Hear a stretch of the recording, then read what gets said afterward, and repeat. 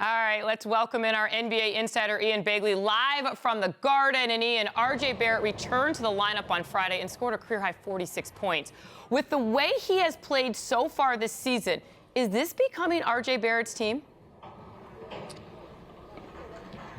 You know what? I don't know if anybody can take that mantle because the Knicks have been so bad. But if you want to give him that title, I think you give it to him because of the way that he's played with the ball in his hands really over the last month and the way he's been so aggressive with getting to the paint, getting to the free throw line. You saw more of it on Friday night. And, Janae, you look at the other sideline and the Heat players were very impressed. Jimmy Butler said that RJ Barrett's going to be the face of this Knicks team. And then you had Bam Adebayo saying that you could just see RJ Barrett, the confidence, the way he wanted to win this game and to take over. So when your opponents start noticing those things, that says something about the level that you're playing at. All right, Ian, before the game, the Knicks announced Derrick Rose had a procedure on his knee. You confirmed that it was a skin infection, and the team is hopeful he'll be back in 1 to 2 weeks. Quentin Grimes also went down Friday night with a right patella injury. So with Rose and Grimes out, who sees the bulk in playing time?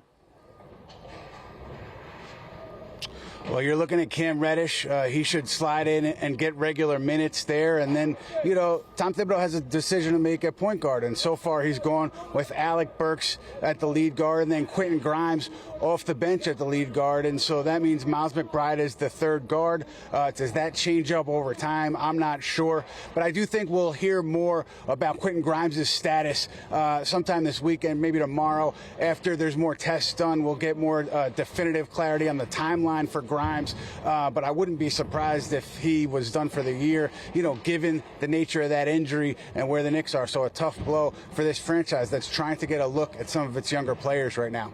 How big of a blow is this Rose injury? The Rose injury is big because the Knicks were looking at his return and RJ Barrett's return as, you know, boosts to this season, and the idea of both of those guys came back and played well. Maybe they could make a run into the play-in tournament. Now you don't have Rose. You're not sure for how long. You have Barrett back, but really Rose was the catalyst for this group last season, the reason why they finished in the fourth seed in the Eastern Conference. So without him, with the uncertainty around him, it's hard to see a pathway for the Knicks to the play-in spot, to certainly to a playoff seed here in this tough Eastern Conference. And Ian, before the All-Star break, I asked you about Tibbs' job status. What are your expectations of Tibbs' job status the rest of the season? Yeah, I think if the Knicks were going to make a move, they would have done it over the All-Star break. That's the perfect time to do it. You get a new coach in, give him a couple practices before his first game.